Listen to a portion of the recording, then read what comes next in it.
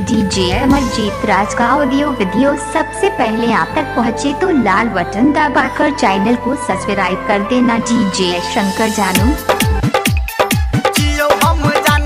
DJ Amarjeet Raj रिचोल 93 16 45 69 65। DJ Shankar mixer Premnagar कल फेर रहियो हम पाचे। Music by Shankar mixer. सुना ये सुना हम कहे जियो जाने के साचे, कल फेर रहियो हम पाचे। ये रोड रह जाना पक्का हम तो मारी दलिए धक्का, रोड रह जाना पक्का हम तो मारी दलिए धक्का। जाको गिर गलिए मुतल में गे, अब छतु याद अब सुतल में गे। जियो हम जानो हॉस्पिटल में गे, अब छतु याद अब सुतल में गे। जियो हम जाना हॉस्पिटल में गे। आनंद लेना डीजे अमरजीत, डीजे अमरजीत राज रिचोल 93 16 45 69 65। डीजे अमरजीत राज रिचोल 93 16 45 69 65। टांग में कोनी चोट लागल छो, हाथ में पड़ल ये मोच गे। मिलेला ए बेटा जल्दी आना, ज्यादा नहीं तू सोच गे, ज्यादा नहीं तू सोच गे। हाँ टांग में कोनी चोट लागल छो, हाथ में पड़ल ये मोच गे। मिलेला ए बेटा जल्दी आना, ज्यादा नहीं तू सोच गे।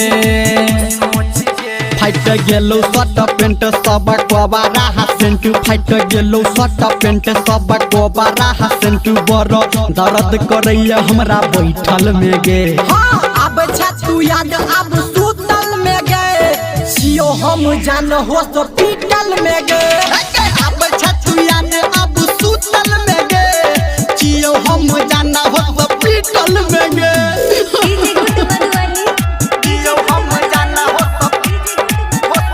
डीजे अमरजीत राज रिचोल 93 16 45 69 65।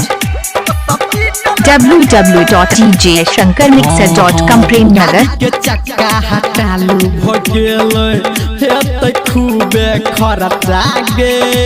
डॉक्टर साहेब सुइया देल कोई ओकरो देल कोई परचा गे, ओकरो देल कोई परचा गे। हाँ गाड़ी के चक्का हटालू भगेल हेतै खूबे खर्चा गे। डॉक्टर साहब सुइया देलकै ओकरो देलकै परचा गे। बात कहो धर्मेंद्र संगे संगे अभिनंदन, बात कहो धर्मेंद्र संगे संगे अभिनंदन। गाइडू पढ़ने तू साल में गे, अब छतु याद अब सुतल में गे। जियो हम जानो हॉस्पिटल में गे, अब छतु याद अब सुतल में गे।